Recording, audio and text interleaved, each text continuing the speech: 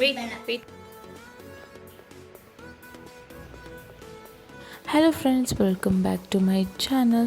So ಇದು ಒಂದು ಉಗಾದಿ ಹಬ್ಬದ ಪ್ರಿಪ್ರೇಷನ್. ಹಾಗೆಯೇ ನಮ್ಮ ಮನೆಯಲ್ಲಿ ನಾವು ಸಿಂಪಲ್ಲಾಗಿ ಯಾವ ರೀತಿ ಉಗಾದಿ ಹಬ್ಬನ ಸೆಲೆಬ್ರೇಟ್ ಮಾಡಿದ್ವಿ ಅಂತ ಹೇಳಿ ಶೇರ್ ಮಾಡ್ಕೊಳ್ತಾ ಇದ್ದೀನಿ. ಬಹಳಷ್ಟು ದಿನಗಳ ನಂತರ ನಾನು ವಿಡಿಯೋನ ರೀಸ್ಟಾರ್ಟ್ ಮಾಡ್ಕೊಂಡಿರೋದು. ರೀಸ್ಟಾರ್ಟ್ ಅಂತ ಏನಕ್ಕೆ ಹೇಳ್ತಾ ಇದ್ದೀನಿ ಅಂದರೆ ತುಂಬಾ ಲಾಂಗ್ ಗ್ಯಾಪ್ನ ನಾನು ತೊಗೊಂಡಿದ್ದೆ, ಬ್ರೇಕ್ನ ತೊಗೊಂಡಿದ್ದೆ ಅಂತಲೇ ಹೇಳ್ಬೋದು. ಏನಕ್ಕೆ ಅಂತ ಅಂದರೆ ಈ ಫೆಬ್ರವರಿ ಮತ್ತು ಮಾರ್ಚ್ ಮಂತ್ ಏನಿರುತ್ತೆ, ಸೊ ಇದು ಮಕ್ಕಳಿಗೆ ಎಕ್ಸಾಮ್ಸ್ ಇರುತ್ತೆ. ಹಾಗೆಯೇ ನನ್ನ ಮಗನಿಗೆ ಹುಷಾರಿರಲಿಲ್ಲ. ಮಕ್ಕಳಿಗೆ ಹುಷಾರಿಲ್ಲ ಅಂದರೆ ನಮ್ಮ ಪ್ರಿಯಾರಿಟಿ ಫಸ್ಟು ಅವ್ರಿಗೆ ಕೊಡಬೇಕಾಗಿರುತ್ತೆ. ಸೊ ಹಾಗಾಗಿ ಅದನ್ನೆಲ್ಲ ಕಳೆದು ಎಕ್ಸಾಮ್ಸ್ಗಳೆಲ್ಲ ಕಂಪ್ಲೀಟ್ ಆದಮೇಲೆ ರೀಸ್ಟಾರ್ಟ್ ಮಾಡ್ಕೊಳ್ಳೋಣ ಅಂತ ಹೇಳಿ ಮತ್ತು ಎಕ್ಸಾಮ್ಸ್ ಎಲ್ಲ ಕಂಪ್ಲೀಟ್ ಆದಮೇಲೆ ನಾನು ವೀಡಿಯೋಸ್ನ ರೀಸ್ಟಾರ್ಟ್ ಮಾಡ್ಕೊಳ್ತಾ ಇದ್ದೀನಿ. ಉಗಾದಿ ಹಬ್ಬದಿಂದನೇ ನನ್ನ ವೀಡಿಯೋಸ್ಗಳನ್ನ ಅಪ್ಲೋಡ್ ಮಾಡಬೇಕು ಅಂತ ಹೇಳಿ ಉಗಾದಿ ಹಬ್ಬದ ದಿನ ನನ್ನ ಕೈಯಲ್ಲಿ ಆಗುವಷ್ಟು ನಾನು ವೀಡಿಯೋಸ್ಗಳನ್ನ ಶೂಟ್ ಮಾಡ್ಕೊಂಡಿದ್ದೆ. ಸೊ ಅದನ್ನು ನಾನು ಸಿಂಪಲಾಗಿ ನಾವು ನಮ್ಮ ಮನೇಲಿ ಯಾವ ರೀತಿ ಸೆಲೆಬ್ರೇಟ್ ಮಾಡಿದ್ವಿ ಅಂತ ಹೇಳಿ ಈ ಒಂದು ವಿಡಿಯೋದಲ್ಲಿ ಶೇರ್ ಮಾಡ್ಕೊಳ್ತಾ ಇದ್ದೀನಿ. ಇದು ನನಗೆ ವ್ಯೂಸ್ ಬಂದಿಲ್ಲ ಅಂದರೂ ಪರವಾಗಿಲ್ಲ, ನಮಗೆ ಅಂತಲೇ ಒಂದು ಮೆಮೊರೀಸ್ ಇರುತ್ತೆ. ಹಾಗಾಗಿ ಇದನ್ನು ಶೂಟ್ ಮಾಡಿ ನಾನು ಅದನ್ನು ಅಪ್ಲೋಡ್ ಮಾಡ್ತಾಯಿದ್ದೀನಿ. ಸೊ ಯಾರಿಗಾದರೂ ವಿಡಿಯೋ ಇಷ್ಟ ಆದರೆ ಲೈಕ್ ಮಾಡ್ಕೊಂಡು ನೋಡ್ಬೋದು, ಇಲ್ಲ ಅಂತ ಅಂದರೆ ಪ್ಲೀಸ್ ಇಗ್ನೋರ್ ಮಾಡ್ಕೊಳ್ಳಿ. ಇನ್ನು ಹಬ್ಬದ ವಿಷಯಕ್ಕೆ ಬರಬೇಕು ಅಂತ ಅಂದರೆ ಹಿಂದಿನ ದಿನವೇ ನಾನು ಹೂಗಳನ್ನೆಲ್ಲ ತೊಗೊಂಡು ಬಂದು ಅದನ್ನೆಲ್ಲ ರೆಡಿ ಮಾಡ್ಕೊಂಡಿದ್ದೆ. ಸೊ ಪೂಜೆಗೋಸ್ಕರ ಯಾವ್ಯಾವ ರೀತಿ ಹೂಗಳನ್ನ ಹಾಕೋಬೇಕು ಅಂತ ಹೇಳಿ ಪ್ರಿಪ್ರೇಷನ್ಸ್ನ ಮಾಡ್ಕೊಂಡಿದ್ದೆ. ಸೊ ಹಿಂದಿನ ದಿನವೇ ಮಾಡಿ ಮಾಡಿಕೊಂಡ್ರೆ ನನಗೆ ನೆಕ್ಸ್ಟ್ ಡೇ ಬಂದುಬಿಟ್ಟು ಈಸಿ ಆಗುತ್ತೆ ಅಂತ ಹೇಳಿ ಮಕ್ಕಳನ್ನ ಮಲಗಿಸಿದ ನಂತರ ನಾನು ಇದನ್ನು ಪ್ರಿಪ್ರೇಷನ್ನ ಮಾಡ್ಕೊಳ್ತಾ ಇದ್ದೀನಿ.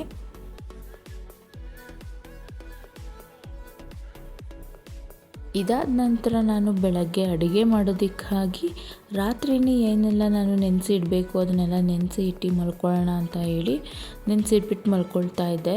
ಸೊ ಬೆಳಗ್ಗೆ ಆದರೆ ನನಗೆ ಈಸಿ ಆಗುತ್ತೆ ಅಂತ ಹೇಳಿ ಸೊ ಬೆಳಗ್ಗೆ ನಾನು 6 o'clock ಹೋಗಿಂದನೇ ರೊಟೀನ ಸ್ಟಾರ್ಟ್ ಮಾಡಿಕೊಂಡೆ.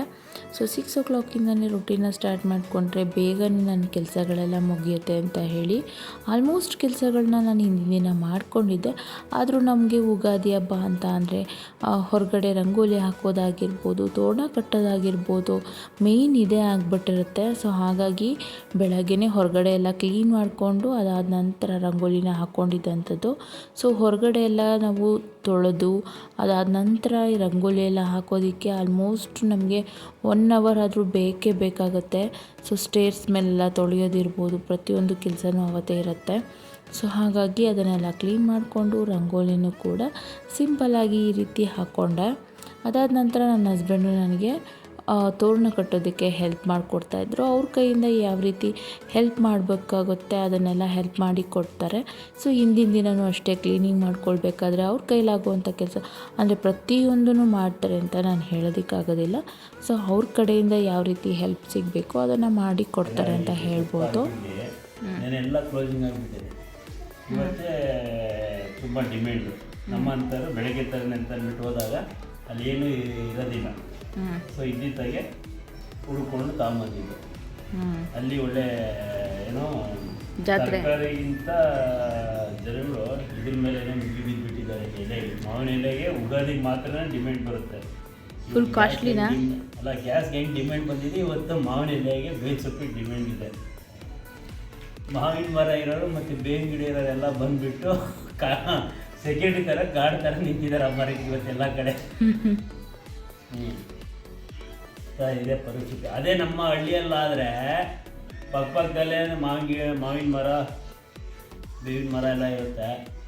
ನಮಗೇನೋ ಕೊರತೆಯೂ ಇರ್ತಿರಲಿಲ್ಲ. ಇಲ್ಲಿ ಎಲ್ಲನೂ ಕೊಂಡ್ಕೋಬೇಕು ಸಿಟಿಯಲ್ಲಿ. ವರ್ಷ ಊರಲ್ಲೇ ಮಾಡ್ತಿದ್ದೀವಿ. ಬೆಂಗಳೂರಿಂದ ಊರಿಗೆ ಹೋಗ್ಬಿಟ್ಟು ನಾವು ವರ್ಷ ಉಗಾದಿ ಊರಲ್ಲೇ ತಾನೇ ಮಾಡ್ತಿದ್ದಿದ್ದು. ಮಾಡ್ತಾ ಇದ್ವಿ.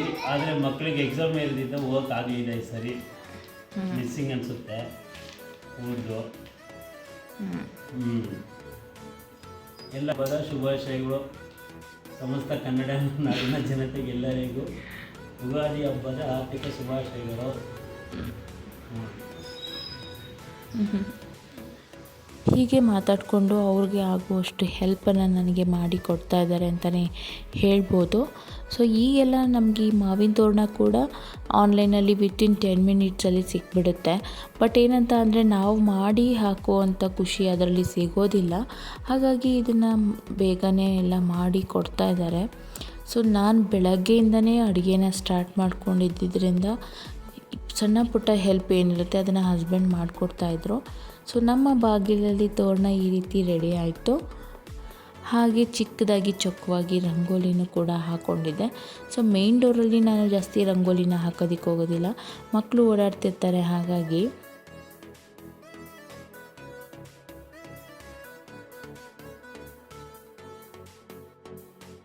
ಉಗಾದಿ ಹಬ್ಬದ ದಿನ ನಾವು ದೇವರಿಗೆ ನೈವೇದ್ಯನ ಇಡಬೇಕಾಗತ್ತೆ, ಎಡೆ ಕೂಡ ಹಾಕಬೇಕಾಗತ್ತೆ. ಹಾಗಾಗಿ ನಾನು ಕಿಚನೆಲ್ಲ ಕ್ಲೀನ್ ಮಾಡಿಕೊಂಡು ಪೂಜೆನ ಮಾಡಿಕೊಂಡು ಗ್ಯಾಸ್ ಸ್ಟವಿಗೆ ಪೂಜೆನ ಮಾಡಿಕೊಂಡು ಅಡುಗೆನ ಸ್ಟಾರ್ಟ್ ಮಾಡ್ಕೊಂಡಿದ್ದಂಥದ್ದು. ಯೂಶಲಿ ಮದುವೆಗೆ ಮುಂಚೆ ನಮಗೂ ಕೂಡ ಉಗಾದಿ ಹಬ್ಬ ಅಂತ ಹೇಳಿದ್ರೆ ಬೆಳಗ್ಗೆನೇ ಎಣ್ಣೆ ಸ್ನಾನ ಮಾಡಿಕೊಂಡು ಹೊಸ ಬಟ್ಟೆ ಹಾಕ್ಕೊಂಡು ಓಡಾಡೋದು ಮಾತ್ರನೇ ಇರ್ತಾಯಿತ್ತು. ಪ್ರತಿಯೊಂದು ಹಬ್ಬದ ಕೆಲಸ ಆಗಿರ್ಬೋದು, ಪ್ರತಿಯೊಂದು ಅಡುಗೆ ಕೆಲಸ ಆಗಿರ್ಬೋದು, ಎಲ್ಲ ನಮ್ಮಮ್ಮನೇ ಮಾಡ್ತಾಯಿದ್ರು. ಸೊ ನಮ್ಗವಾಗ ವ್ಯಾಲ್ಯೂ ಗೊತ್ತಾಗ್ತಾ ಇರಲಿಲ್ಲ. ಇವಾಗ ನಮ್ಗೆ ಅನಿಸುತ್ತೆ ಇಟ್ಸ್ ಓಕೆ, ಏನು ಮಾಡೋದಕ್ಕಾಗೋದಿಲ್ಲ. ಇನ್ನು ಅಡುಗೆ ವಿಷಯಕ್ಕೆ ಬರೋದಾದರೆ ಹೂರಣನೆಲ್ಲ ಮೊದಲನೇ ತೋರಿಸಿದಾಗೆ ಎಲ್ಲನೂ ರೆಡಿ ಮಾಡಿ ಇಟ್ಕೊಂಡಿದ್ದೆ. ಈ ರೀತಿ ನಾನು ಹೋಳಿಗೆನ ಮಾಡ್ತಾಯಿಲ್ಲ.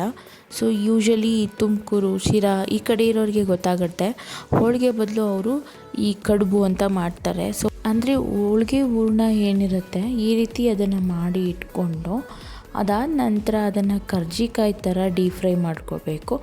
ಈ ಒಂದು ಕರ್ಜಿಕಾಯಿ ಥರ ಡೀಪ್ ಫ್ರೈ ಮಾಡ್ಕೊಳ್ಳೋದನ್ನು ಹೂರಣ ಹಾಕ್ಬಿಟ್ಟು ಇದನ್ನು ಕಡುಬು ಅಂತ ಆ ಸೈಡಲ್ಲಿ ಕರೀತಾರೆ. ಇದು ತುಂಬಾ ಫೇಮಸ್ ಅಂತ ಹೇಳ್ಬೋದು. ಪ್ರತಿಯೊಬ್ಬರು ಮನೆಯಲ್ಲೂ ಆ ಸೈಡಲ್ಲಿ ಹೋಳಿಗೆ ಬದಲು ಇದೇನೇ ಇರುತ್ತೆ. ಈ ರೀತಿ ಮೈದಾಯಿಂದ ಮಾಡಿರೋ ಕಣಕ ಏನಿರುತ್ತೆ ಅದನ್ನು ನಾವು ಹೋಳಿಗೆಗಾದರೆ ತುಂಬ ಸಾಫ್ಟಾಗಿ ಮಾಡ್ಕೊಳ್ತೀವಿ. ಇದಕ್ಕಾದರೆ ನಾವು ಚಪಾತಿಗೆ ಯಾವ ರೀತಿ ಕಲಿಸ್ತೀವಿ ಆ ರೀತಿ ಕಲಿಸ್ಕೊಂಡ್ರೆ ಆಗುತ್ತೆ. ಬಟ್ ಅದನ್ನು ಹೂರಣನ ನಾವು ಅದರಲ್ಲಿ ಇಟ್ಟು ಫೋಲ್ಡ್ ಮಾಡಬೇಕು. ಹಾಗಾಗಿ ಸ್ವಲ್ಪ ನೀರನ್ನ ತೊಗೊಂಡ್ಬಿಟ್ಟು ಸುತ್ತ ಅದನ್ನು ನೀರನ್ನ ಸ್ವಲ್ಪ ವೆಟ್ ಮಾಡಿಕೊಂಡು ಅದಾದ ನಂತರ ಈ ರೀತಿ ಕ್ಲೋಸ್ ಮಾಡ್ಕೊಳ್ಳೋವಂಥದ್ದು. ಸೊ ಈ ರೀತಿ ಹೂರಣ ಆಚೆ ಬರದಿರೋ ರೀತಿ ಫೋಲ್ಡ್ ಮಾಡಿಕೊಂಡು ಎತ್ತಿಟ್ಕೊಂಡು ಒಂದು ಸರಿ ಅದನ್ನು ಡೀಪ್ ಫ್ರೈ ಮಾಡಿಕೊಂಡ್ರೆ ಆಯಿತು. ಸೊ ಈಸಿಯಾಗಿ ಇದು ಆಗಿಬಿಡುತ್ತೆ. ನಾನು ಇದನ್ನು ಮಾಡೋದು ತುಂಬಾ ಕಡಿಮೆ ಅಂತಲೇ ಹೇಳ್ಬೋದು. ಆಲ್ಮೋಸ್ಟ್ ಒಂದು ವರ್ಷಕ್ಕೆ ಒಂದು ಸಾರಿ ಮಾಡೋದೇ ಹೆಚ್ಚು. ಏನಕ್ಕೆ ಅಂತ ಅಂದರೆ ಒಬ್ಬಳ ಕೈಯಲ್ಲೇ ನನಗೆ ಪಾಪುನೆಲ್ಲ ಇಟ್ಕೊಂಡು ಇದನ್ನು ಮಾಡೋದಕ್ಕೆ ಆಗೋದಿಲ್ಲ. ಉಗಾದಿ ಬಂತು ಅಂತ ಅಂದರೆ ನಮ್ಮ ಅತ್ತೆ ಕೂಡ ಹೆಲ್ಪ್ ಮಾಡ್ತಾರೆ. ಸೊ ಆವಾಗ ನಾವು ಊರಲ್ಲಿ ಮಾಡುವಾಗ ಒಟ್ಟಿಗೆ ಮಾಡುವಾಗ ಬೇಗ ಆಗಿಬಿಡುತ್ತೆ. ಆಲ್ಮೋಸ್ಟ್ 1 ಇಯರ್ ಆಗಿತ್ತು ನಾನು ಮಾಡಿ. ನನ್ನ ಹಸ್ಬೆಂಡಿಗೆ ತುಂಬ ಇಷ್ಟ, ಬಟ್ ನನಗೆ ಮಾಡೋದಕ್ಕೆ ಸ್ವಲ್ಪ ಕಷ್ಟ ಆಗುತ್ತೆ. ಹಾಗಾಗಿ ಇದನ್ನು ಹೇಳಬೇಕು ಅಂತ ಅಂದರೆ ಟೇಸ್ಟ್ ವಿಷಯದಲ್ಲಾಗಿರ್ಬೋದು ಅಥವಾ ಮಾಡೋ ರೀತಿಯಲ್ಲಿರ್ಬೋದು ನಮ್ಮ ಅತ್ತೆ ನನಗಿಂತ ತುಂಬ ಚೆನ್ನಾಗಿ ಇದನ್ನು ಮಾಡ್ತಾರೆ. ಏನಕ್ಕೆ ಅಂದರೆ ನನಗೆ ಅಷ್ಟಾಗಿ ಬರೋದಿಲ್ಲ. ಹೇಗೋ ನನಗೆ ಬರುವಷ್ಟು ರೀತಿಯಲ್ಲಿ ನಾನು ಇದನ್ನು ರೆಡಿ ಮಾಡಿ ಇಟ್ಕೊಂಡೆ. ಸೊ ಇದು ಮೇಲೆ ನೋಡೋದಕ್ಕೆ ಕರ್ಜಿಕಾಯಿ ರೀತಿ ಇರುತ್ತೆ. ನಾವು ಒಳಗಡೆ ಅದನ್ನು ಓಪನ್ ಮಾಡಿದ್ರೆ ಅದರಲ್ಲಿ ಹೂರಣ ಸಾಫ್ಟಾಗಿ ಇರುತ್ತೆ, ಡಿಫ್ರೆಂಟಾಗಿರುತ್ತೆ. ಯಾರಾದರೂ ಟ್ರೈ ಮಾಡಬೇಕು ಅಂದ್ಕೊಂಡ್ರೆ ಮಾಡ್ಕೊಳ್ಳಿ. ಸೊ ಇದಾದ ನಂತರ ನಾನು ಇನ್ನೊಂದು ಸ್ಟವ್ ಮೇಲೆ ಕಾಳು ಗೊಜ್ಜುಗೆ ಕೂಡ ಇಟ್ಕೊಂಡಿದ್ದೆ. ಇದನ್ನು ಕೂಡ ಸಿಂಪಲ್ಲಾಗಿ ಎಲ್ಲ ಥರದ ತರಕಾರಿಗಳನ್ನ ಹಾಕಿ ಯಾವುದೇ ರೀತಿ ರುಬ್ಬಿ ಮಾಡುವಂಥದ್ದಲ್ಲ, ಹಾಗೇ ಮಾಡಿ ಸಿಂಪಲ್ಲಾಗಿ ಮಾಡ್ಕೊಳ್ಳೋ ಅಂಥದ್ದು. ಸೊ ಇದ್ರ ಜೊತೆಗೆ ನಾನು ಕೋಸಂಬರಿಗೂ ಕೂಡ ರೆಡಿ ಮಾಡಿ ಇಟ್ಕೊಂಡಿದ್ದೆ. ಸೊ ಬೇರೆ ಎಲ್ಲ ಅಡುಗೆಗಳು ಬೇಗನೆ ಆಗಿಬಿಡುತ್ತೆ ಅಂತ ಹೇಳ್ಬೋದು. ಬಟ್ ಏನಾದರೂ ಸ್ವೀಟ್ಸು ಅಥವಾ ಹೋಳಿಗೆ ಈ ಥರ ಮಾಡಬೇಕು ಅಂದರೆ ಸ್ವಲ್ಪ ಡಿಲೇ ಆಗಿಬಿಡುತ್ತೆ. ಸೊ ಚಿತ್ರಾನ್ನ ಗೊಜ್ಜು ಕೂಡ ಮಾಡಿ ಇಟ್ಕೊಂಡಿದ್ದೆ. ಅದಾದ ನಂತರ ಒಬ್ಬಟ್ಟಿನ ಸಾಂಬಾರು ಕೂಡ ಕುದೀತಾ ಇತ್ತು. ಸೊ ಸಿಂಪಲ್ಲಾಗಿ ಕ್ವಿಕ್ಕಾಗಿ ನಾನು ಮಸಾಲೆ ವಡೆನ ಯಾವ ರೀತಿ ಮಾಡ್ತೀನಿ ಅಂತ ತೋರಿಸ್ಕೊಡ್ತೀನಿ. ರಾತ್ರಿ ಪೂರ್ತಿ ಕಡಲೆಬೇಳೆನ ನಾನು ನೆನೆಸಿ ಇಟ್ಕೊಂಡಿದ್ದೆ. ಅದನ್ನು ರುಬ್ಬಿ ಇಟ್ಕೋಬೇಕು. ತುಂಬ ನುಣ್ಣಗೆ ರುಬ್ಕೋಬಾರ್ದು, ತರ್ತರಿಯಾಗಿ ರುಬ್ಬಿ ಇಟ್ಕೊಂಡು ಅದಕ್ಕೆ ಶುಂಠಿ ಬೆಳ್ಳುಳ್ಳಿ ಪೇಸ್ಟನ್ನ ಹಾಕ್ಕೊಳ್ತಾ ಇದ್ದೀನಿ. ಹಾಗೆ ಒಣಮೆಣ್ಸಿನ್ಕಾಯಿನ ಹಾಕ್ಕೊಳ್ತಾ ಇದ್ದೀನಿ. ಖಾರಕ್ಕೆ ಅನುಗುಣವಾಗಿ ನೀವು ಹಾಕ್ಕೋಬೋದು. ನಾನು ಜಸ್ಟ್ 2 ಒಣಮೆಣ್ಸಿನ್ಕಾಯಿ ಹಾಕ್ಕೊಂಡಿದ್ದೀನಿ. ಅದಾದ ನಂತರ ಸಣ್ಣದಾಗಿ ಚಾಪ್ ಮಾಡಿರುವಂಥ ಈರುಳ್ಳಿ, ಕೊತ್ತಂಬರಿ ಸೊಪ್ಪು, ಸ್ವಲ್ಪ ಸಬ್ಬಕ್ಕಿ ಸೊಪ್ಪನ್ನು ಕೂಡ ಇಲ್ಲಿ ನಾನು ಸೇರಿಸ್ಕೊಳ್ತಾ ಇದ್ದೀನಿ. ರುಚಿಗೆ ತಕ್ಕಷ್ಟು ಉಪ್ಪು ಹಾಗೆ ಸ್ವಲ್ಪ ಇಂಗನ್ನು ಕೂಡ ನಾನು ಸೇರಿಸ್ಕೊಳ್ತೀನಿ. ಇದನ್ನೆಲ್ಲ ಸೇರಿಸಿ ನಾನು ಚೆನ್ನಾಗಿ ಇದನ್ನು ಮಿಕ್ಸ್ ಮಾಡ್ಕೊಳ್ತೀನಿ ಅಷ್ಟೇ. ಹೇಳಬೇಕು ಅಂತ ಅಂದರೆ ಅವತ್ತಿನ ದಿನ ಸಿಕ್ಕಾಪಟ್ಟೆ ಬ್ಯುಸಿ ಇದ್ದೆ. ಯಾವುದೇ ರೀತಿ ವೀಡಿಯೋನ ಶೂಟ್ ಮಾಡ್ಕೊಳ್ಳೋಷ್ಟು ಫ್ರೀ ಅಂತೂ ಇರಲಿಲ್ಲ.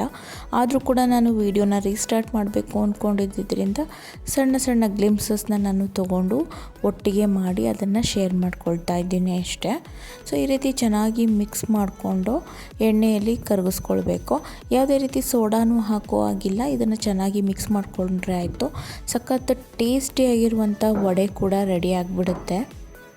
ವಡೆ ಹಾಕ್ಕೊಳ್ಳುವಾಗ ಎಣ್ಣೆ ಚೆನ್ನಾಗಿ ಕಾದಿರಬೇಕು.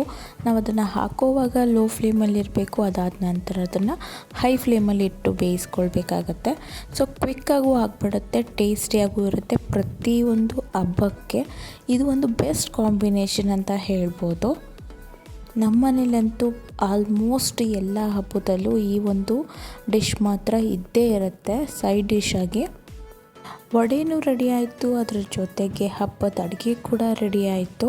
ಉಗಾದಿ ಅಂದಮೇಲೆ ಬಾಳೆದೆಲೆ ಊಟ ಅಂದರೆ ಕೆಲವೊಂದಿಷ್ಟು ಡಿಶ್ಗಳಿರಬೇಕಾಗತ್ತೆ. ಹಾಗಾಗಿ ಕ್ವಿಕ್ಕಾಗಿ ಶೇರ್ ಮಾಡ್ಕೊಳ್ತಾ ಇದ್ದೀನಿ ನಾನು ಏನೆಲ್ಲ ಮಾಡಿದ್ದೆ ಅಂತ. ಕಡುಬುನ ಮಾಡ್ಕೊಂಡಿದ್ದೆ ಮೊದಲೇ ತೋರಿಸ್ದಾಗೆ. ಹಾಗೆಯೇ ಕಾಳುಗುಜ್ಜು, ಇದು ಪ್ರತಿಯೊಂದು ಹಬ್ಬದಲ್ಲಿ ಇರುವಂಥದ್ದು. ಅದರ ಜೊತೆಗೆ ಚಿತ್ರಾನ್ನ, ಉಗಾದಿ ಅಂದರೆ ನಾವು ಚಿತ್ರಾನ್ನ ಮಾಡ್ತೀವಿ ಅಲ್ವಾ. ಸೊ ಮಾವಿನಕಾಯಿ ಚಿತ್ರಾನ್ನ ಮಾಡಬೇಕಾಗಿತ್ತು, ಆದರೆ ಲೆಮನ್ ರೈಸ್ ಮಾಡಿದ್ದೆ. ಅದರ ಜೊತೆಗೆ ಕೋಸಂಬರಿ ಕೂಡ ರೆಡಿಯಾಗಿತ್ತು. ಒಂದು 4 ಪೂರಿ ಹಾಕಿದ್ದೆ ಅಷ್ಟೇನೆ ಕಾಳುಗೋಜಿದ್ರಿಂದ. ಜೊತೆಗೆ ವಡೆ ರೆಸಿಪಿ ಕೂಡ ನಾನು ಆಲ್ರೆಡಿ ಶೇರ್ ಮಾಡ್ಕೊಂಡನಲ್ಲ. ಸೊ ಇದಾದ ನಂತರ ವೈಟ್ ರೈಸ್ ಆದಮೇಲೆ ಒಬ್ಬಟ್ಟಿನ ಸಾಂಬಾರು, ಹಪ್ಪಳ, ಇಷ್ಟೂ ಕೂಡ ನಾನು ಈ ಒಂದು ಉಗಾದಿ ಹಬ್ಬಕ್ಕೆ ಮಾಡ್ಕೊಂಡಿದ್ದಂಥದ್ದು. ಇಷ್ಟು ಡಿಶಸ್ನ ನಾವು ಬಾಳೆದೆಲೆಯಲ್ಲಿ ಹಾಕ್ಕೊಂಡು ತಿಂತಾಯಿದ್ರೆ ಹಬ್ಬದ ಕಳೆನೇ ಬಂದ್ಬಿಡುತ್ತೆ ಅಂತ ಹೇಳ್ಬೋದು. ನನ್ನ ಹಸ್ಬೆಂಡ್ಗಂತೂ ಹಬ್ಬದ ಅಡುಗೆ ಅಂದರೆ ತುಂಬಾ ಇಷ್ಟ ಆಗುತ್ತೆ. ಎಲ್ಲ ಅಡುಗೆನೂ ಸ್ವಲ್ಪ ಬಾಳೆದೆಲೆ ಮೇಲೆ ಬಡಿಸಿ ಅದಾದ ನಂತರ ನನ್ನ ಮಗಳು ಟೇಸ್ಟ್ ಮಾಡಿದ್ಮೇಲೆ ನಾವೆಲ್ಲರೂ ತಿನ್ನೋದಕ್ಕೆ ಸ್ಟಾರ್ಟ್ ಮಾಡೋ ಅಂಥದ್ದು. ಇದು ಉಗಾದಿ ಹಬ್ಬದ ದಿನ ನಾವು ಪಾಲನೆ ಮಾಡುವಂಥ ರೀತಿ. ಪ್ರತಿ ವರ್ಷವೂ ಹೀಗೆ ಇರುತ್ತೆ. ಗೋವಿಂದ ಗೋವಿಂದ ಲಕ್ಷ್ಮೀ ರಮಣ ಗೋವಿಂದ ಗೋವಿಂದ, ಏಡುಕೊಂಡಲವಾಡ ವೆಂಕಟರಮಣ ಗೋವಿಂದ ಗೋವಿಂದ, ಶ್ರೀನಿವಾಸ ಗೋವಿಂದ ಗೋವಿಂದ. ತಂದೆ ತಾಯಿ ಪಾದಕ್ಕೆ ನಮಸ್ತೆ. ನೀನು ಮೇಡಮ್ ಇಲ್ಲ ತಿನ್ನಮ್ಮ ಸ್ವೀಟ್ ಹೆಚ್ಚು.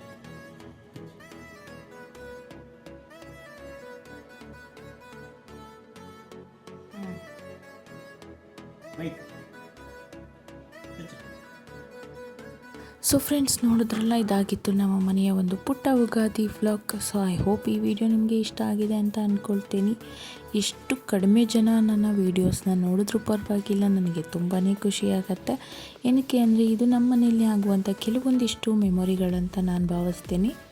ಎಲ್ಲರೂ ತಮ್ಮ ಮನೆಯಲ್ಲಿ ಉಗಾದಿನ ಚೆನ್ನಾಗಿ ಸೆಲೆಬ್ರೇಟ್ ಮಾಡಿದ್ದೀರಾ ಅಂತ ಭಾವಿಸ್ತೀನಿ. ಮತ್ತೊಂದು ವಿಡಿಯೋದಲ್ಲಿ ಸಿಗ್ತೀನಿ. ಯಾರೆಲ್ಲ ಚಾನಲ್ನ ಸಬ್ಸ್ಕ್ರೈಬ್ ಮಾಡ್ಕೊಳ್ದೆ ನೋಡ್ತಾ ಇದ್ದೀರಾ, ಸಬ್ಸ್ಕ್ರೈಬ್ ಮಾಡ್ಕೊಂಡು ನೋಡಿ. ಮತ್ತೆ ಇನ್ನೊಂದು ವಿಡಿಯೋದಲ್ಲಿ ಸಿಗ್ತೀನಿ. ಅಲ್ಲಿವರೆಗೂ ಥ್ಯಾಂಕ್ ಯು.